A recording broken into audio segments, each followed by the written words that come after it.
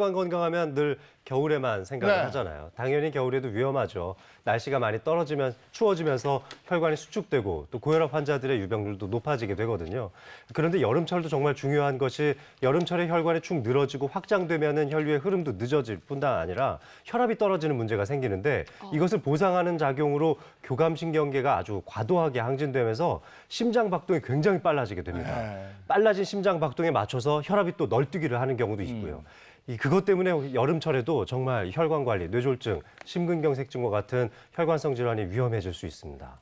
네, 또 여름철엔 땀이 많이 나잖아요. 네. 그러면서 이 체내에 이제 수분이 부족해지는데 이건 역시도 우리 여름철에 중풍을 부르게 되는 원인이기도 합니다. 우리 밤새 시달리다가 아침에 갑자기 일어났을 때 풍이 걸려서 오는 사람들이 더러 있거든요. 이런 분들은 보면은 밤새 너무 땀을 많이 내서 혈액이 끈적해져서 오는 경우가 대부분이었습니다. 아니 여름에는 진짜 머리가 띵하고 약간 심장이 벌렁벌렁하면서 정말 이 여름철 더위 때문에 이런 줄 알았지 이게 혈관에 혈전이 관계돼 있다고는 정말 생각을 못했어요. 네. 네, 진짜 혈관이 더위 먹은 거나 마찬가지입니다. 아, 그래요? 네, 축 늘어져 있고 탄력도 떨어지게 되고 혈전 생성률도 실제로 올라갑니다. 혈액의 점도가 올라가기 때문인데요. 그래서 겨울철보다는 이제 여름철에 조심해야 된다는 거 아마 많이들 알고 계실 거예요. 실제 통계 자료를 한번 보면은 딱 지금이죠. 7, 8월쯤에 이 가장 많은 뇌졸중 환자가 발생하고 있다는 그런 통계도 이미 발표된 바가 있었습니다. 그러니까 고혈당, 또 고지혈증, 고혈압 이런 3고의 질환을 앓고 계시는 분들이라면 겨울이 아니라 여름철에도 주의가 필요합니다. 그런데 이제 우리가 나이를 먹고 좀 그렇게 되면은 이게 신경 조직의 피드백이 좀 늦거든요. 이게 무슨 말이냐? 젊었을 때는 몸이 물을 필요로 하면은 딱 물 먹어주세요라고 신호가 바로바로 오는데 네. 나이를 먹으면 몸 속에서 그런 신호가 늦어져요.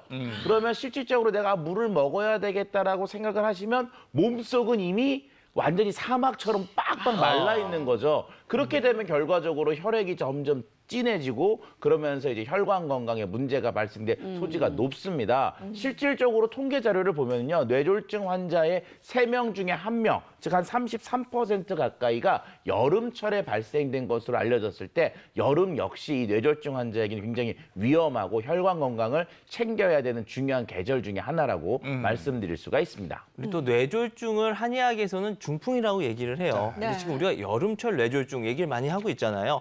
한의학에서도 서풍이라고 그래서 여름철 중풍은 관리도 예방도 치료법도 달리 해야 한다라고 얘기할 정도로 따로 중요시 여기고 있는 하나의 분야이기도 합니다. 네. 미국 심장학회에서 나오는 저널들의 결과를 보면은 발생률도 발생률이지만 사망률이 높아진다는 보고가 있는데요. 여름철 온도 1도가 평균적으로 상승할 때마다 뇌졸중으로 인한 사망률이 2%씩 상승한다는 보고도 있었습니다. 예.